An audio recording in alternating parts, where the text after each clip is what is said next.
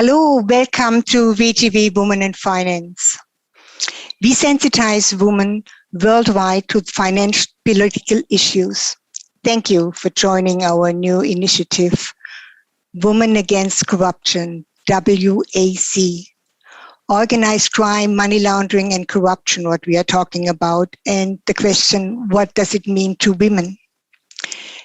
WAC is a community aimed to create an international network of women committed to fight against corruption. We want to learn about illicit finance and connect with like-minded people. By hosting regular conferences, we want to give a voice to women committed to fighting corruption within their communities and around the world. Please contact us if you know somebody who would like to talk at one of our conferences. Tonight, we have a very special guest, and my partner, Katharina, will introduce her. But first, let me point out, and that's very important for me, and it's important for all of us, for the whole society, to recognize and to honor whistleblowers. Also police, investigative journalists, and money laundering experts, and nominate whistleblowers for awards. Katharina, please start to introduce our guest. The floor is yours. Thank you so much, and also a warm welcome from me. My name is Katharina Esmayer. I'm a PhD student at the University of Constance, and I'm very honored tonight to introduce to you an incredible woman, Yasmine Motarjemi. I have the pleasure of knowing her a little bit, so I'm excited to hear her speak and share her story tonight. She studied food science and technology in France and got her PhD in Sweden. In 1990, she started working at the World Health Organization as a director there in the area of food safety management and prevention of airborne diseases. And she then, 10 years later, switched to Nestle, a company where she uncovered and saw many issues and problems in food safety management and also in the company culture. And she became a whistleblower after 10 years of working there.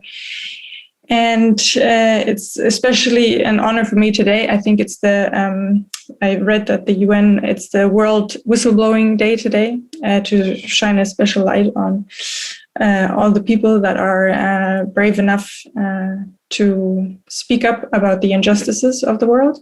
So I'm very honored today. I won't say much more because I want her to share her story. And thank you, Yasmine, for taking the time to speak to us and sharing your story. I'm honored to listen to you tonight. Thank you. Thank you, Katharina. Thank you, Dagmar. And ladies and gentlemen, hello. I would like to tell you a story, my story. However, it's not as much about me, but it is about you. As through my story and the experience that I have had, I would like to show you how the system of risk management functions and how your rights to be informed are respected. This story is about the protection of your interest, your health, your safety, your rights, your values. Unfortunately, I have made this experience at an advanced stage of age, but I hope that for you who are younger, at the beginning of your career or in the middle of your career, you can benefit from my experience. Before going further, let me first thank Mrs. Dagmar Frank and Katharina Esmayer, but also Paul, who's facilitating this interview, this presentation. And I would like to thank him for giving me this opportunity to share with you the highlight of my professional experience. The presentation is very timely. As Katharina mentioned, today is World Whistleblowers Day. The very few media, brave journalists who had the courage to report on my experience has presented me as a whistleblower. And I'm, of course, honored by this title. However, I would like to speak here as a public health professional, because I would like to talk to you about 3 public health issues that find their roots in corruption, even financial corruption. The first is about food safety management.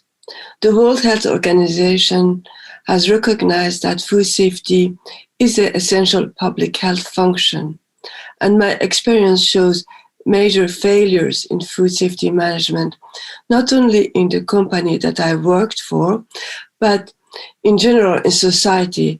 That is also in relation to the role of regulatory authorities, NGOs, who are also responsible for some of the dysfunctions. The second is employee moral and psychological harassment that is used as a method for managing employees and retaliating against whistleblowers.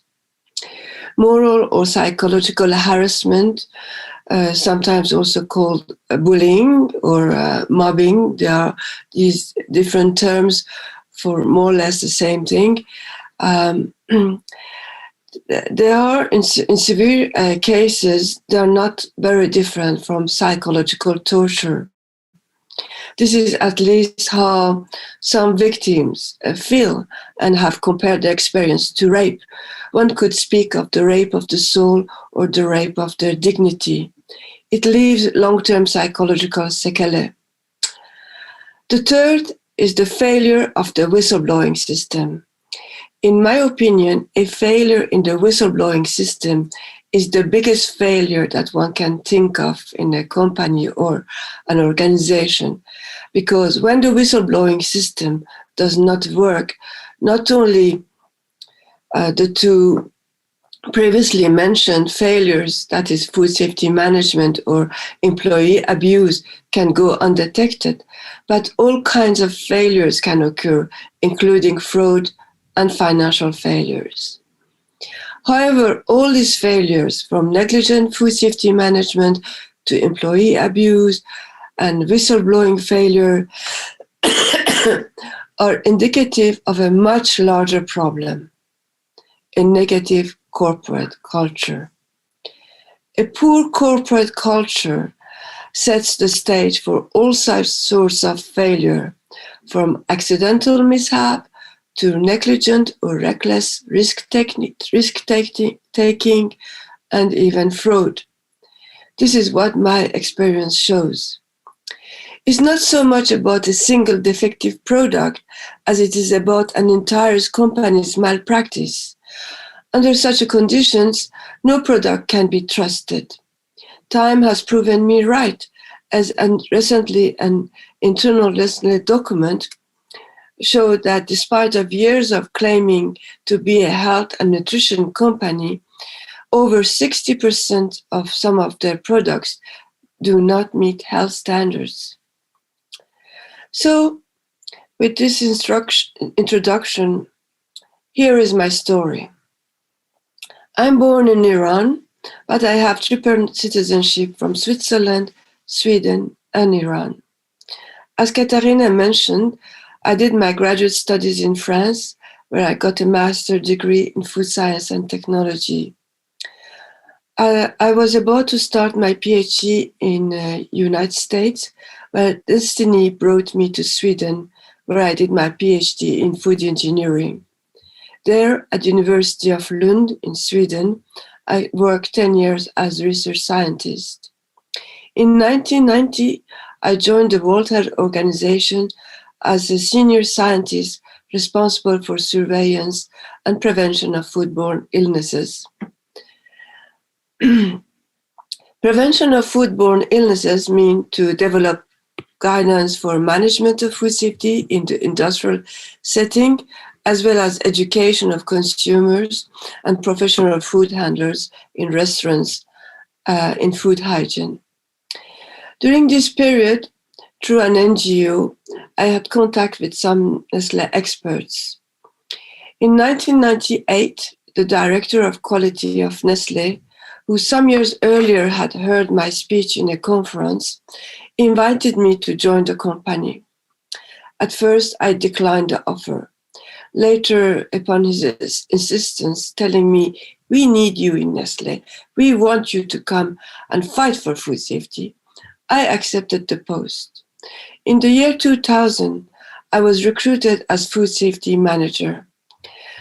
I'm responsible for food safety at global level.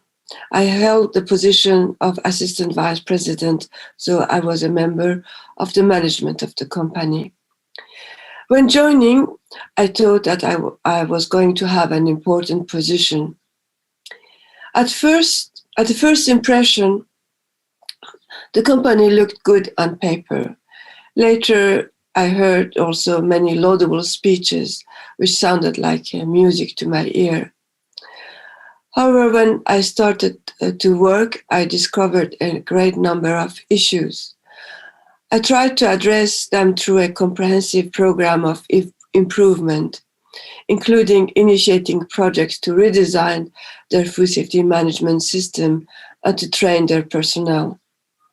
I should also say that it was a period when, due to numerous food safety crises, the regulatory requirements had been strengthened and the staff of Nestle were not all aware of the new requirements. My work was very appreciated, so I was told that during the 5 consecutive years, I had yearly evaluation which assessed my performance as above expectation or even far above expectations. Nevertheless, improving food safety was a constant battle in Nestle. The company was resistant to change and investment, and overall, it was not giving the priority that it claimed to. When years later, in court, the judge asked one of the directors, in a scale of 1 to 10, what was the importance of food safety manager in the company, he replied, 4 to 5. Imagine, 4 to 5. That is the importance that Nestle was giving to food safety. In the background, there was a problem of expertise and lack of resources at different levels. These translated into different gaps and failures in the procedures for food safety management, or even more generally in the management of the company altogether. From aviation accidents, you may know that even a small error can cause an accident. Food safety management is very complex, beyond your imagination complex. So every little error could lead to an incident. Additionally, there was a culture of fear, and staff did not dare to speak the truth and report the root cause of our failures and incidents to the top management. These 3 factors, the culture of fear, the lack of resources and expertise of personnel, and the lack of expertise also led to the fact that they needed more time to do their work. All these 3 factors combined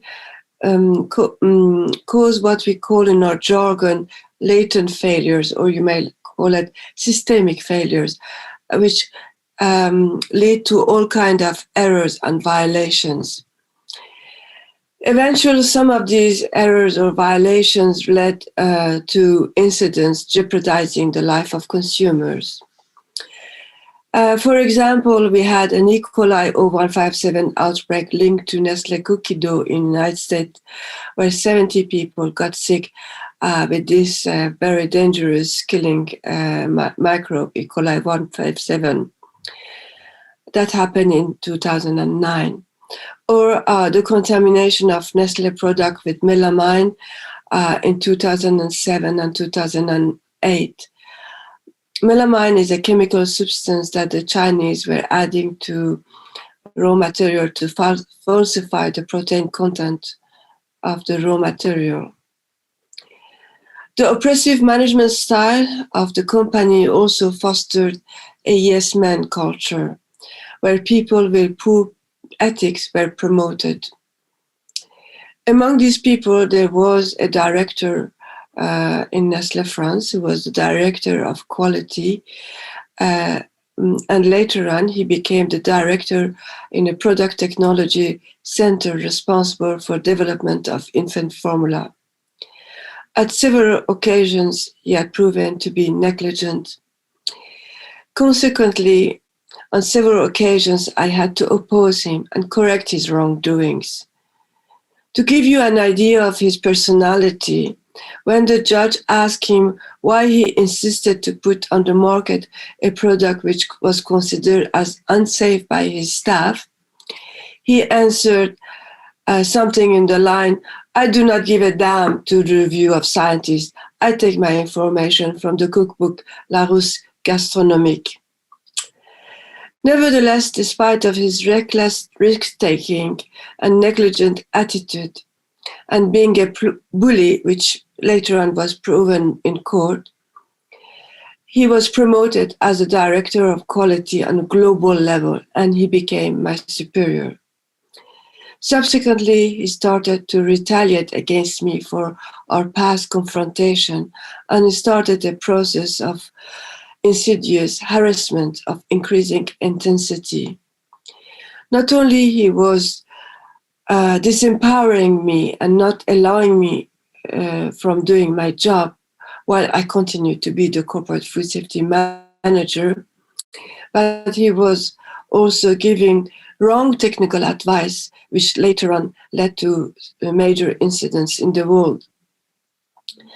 Some of his wrongful technical advice was related to the fact that management was discouraging product withdrawal from the market by linking bonuses to product recall. This means that if you recall products which were contaminated, you would lose your bonus. This policy had the perverse impact that he recommended to our managers not to test our raw material for chemical contaminants and to rely on suppliers. This also contributed to my harassment, as the management knew that if a product would be contaminated, I would ask for its recall. Knowing that sometimes the raw material may be contaminated or adulterated, as we had the case in China and United States with melamine, as we had often experienced with also other incidents, I had to blow the whistle internally and report the situation at all levels of the management. I required an audit of our department. Instead of addressing my food safety concern, Nestle management supported the harassment. In this regard, I would like to read a statement from my speech in the European Parliament in 2019. So I'm quoting myself. Instead of addressing my food safety concerns, after several years of excellent performance, Nestle management subjected me to a severe case of sustained and persistent psychological harassment, which felt like a torture to me. For 4 years, while continuing to fulfill the responsibilities of my senior position, my superiors stripped me from my project and prerogatives, dismantled my team, humiliated me, isolated me, defamed me, denigrated my opinion, blocked my instructions, withheld information, spied on me, threatened me, forced me into impossible or humiliating jobs, and they did all this and more without any regard for the implications of such practices. The daily humiliations felt like being lashed over and over with a whip. The isolation and exclusion from the professional world felt like a prison, a large prison without walls, and yet still a prison, as no one talks to you, no one sees you, and no one hears you. Sometimes one wishes to be dead rather than go through such a harassment. End of quote. Finally, in the year 2009, after 3.5 years of severe harassment, the Nestle management accepted to conduct an investigation into my harassment, but it showed to be a fake investigation. And in January 2010, the management dismissed me for my opinions on food safety management. But the management refused to investigate my allegations of food safety mismanagement, which had led us to several major food safety incidents in the world. In the year 2010, I started the lawsuit against Nestle management, and in March 2011, I filed my lawsuit. At that time, I had a litigation insurance with the company AXA. As my litigation insurance dropped me, I had to also start a legal procedure against the multinational AXA.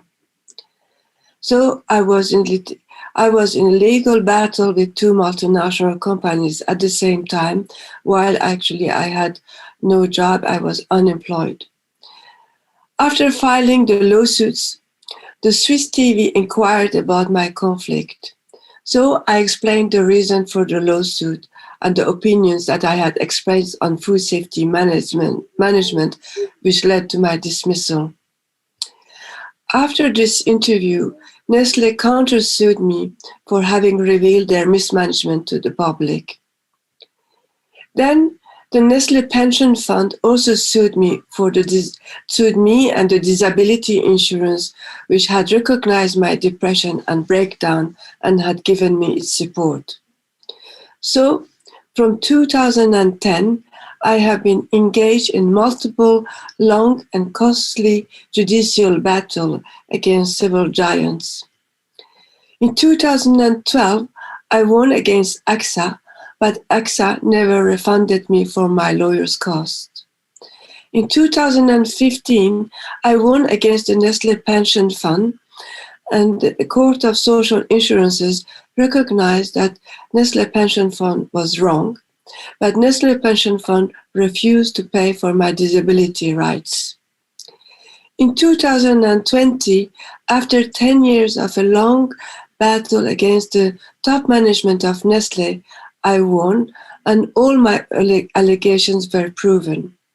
The court recognized that Nestle management, represented by the former CEO, Mr. Paul Bulke, had been accomplice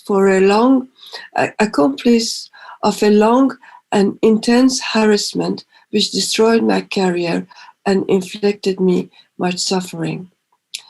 It confirmed that the company violated the Swiss labor law and did not examine the food safety failures and did not follow up on my request to audit our operations.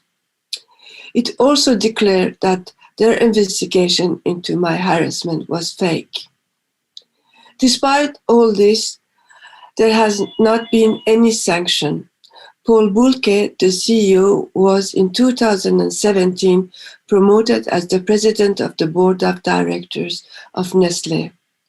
Roland Stalder, the director of quality, who was implicated in multiple incidents of food safety and recognized by the court as a bully, a mobber, remained in his position until he was retired, and then this year he has been elected as the mayor of his village.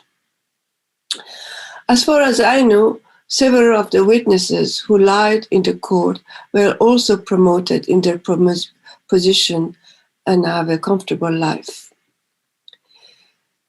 As to myself, after 20 years of battle for food safety, public health, and human rights, I am still in conflict with Nestle as it refuses to compensate me for my losses and to correct its wrongdoings. My career ended in 2010 with my dismissal, and my name became taboo since then. Most media censor me. Authorities to whom I reported my experience refused to investigate the events and draw lessons to improve our management system.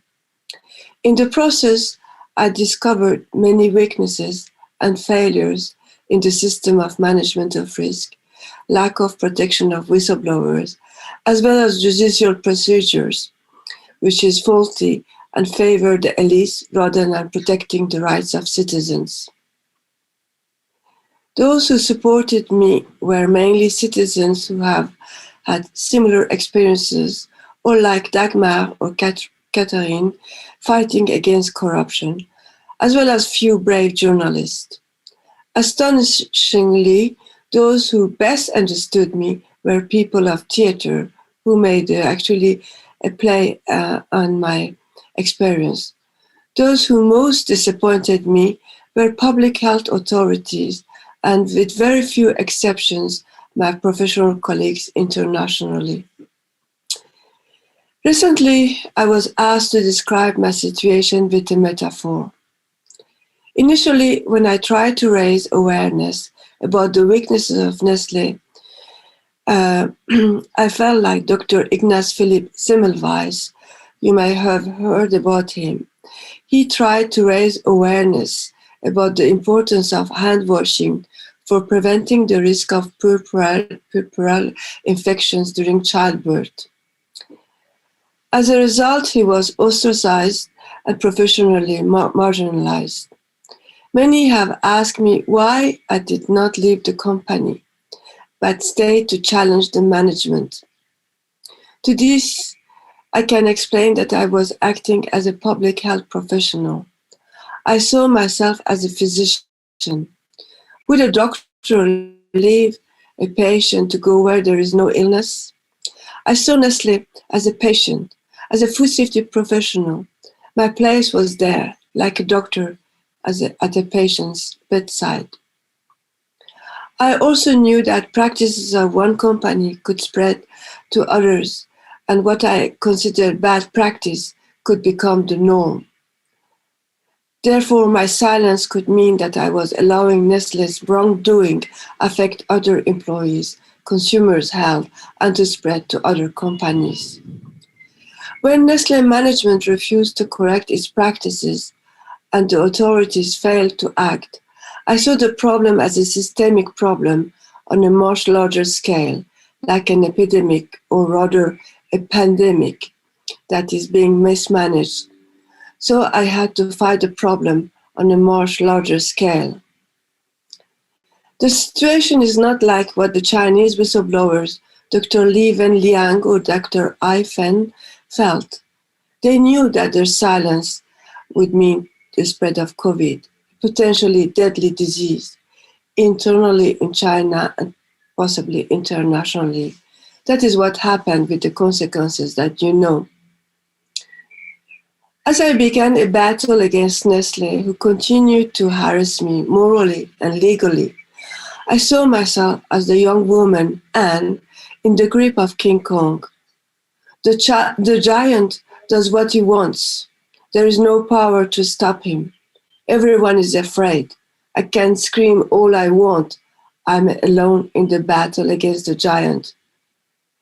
Some people applaud me and congratulate me for my courage and perseverance in fighting the beast. Others say, why don't you turn the page? Only a few are concerned, but what else can they do and say except hang in there? I recall a citation by Winston Churchill saying, if you are going through hell, keep going. So what else can I do except keep walking through hell? Thank you very much for your attention and your attendance. Thank you.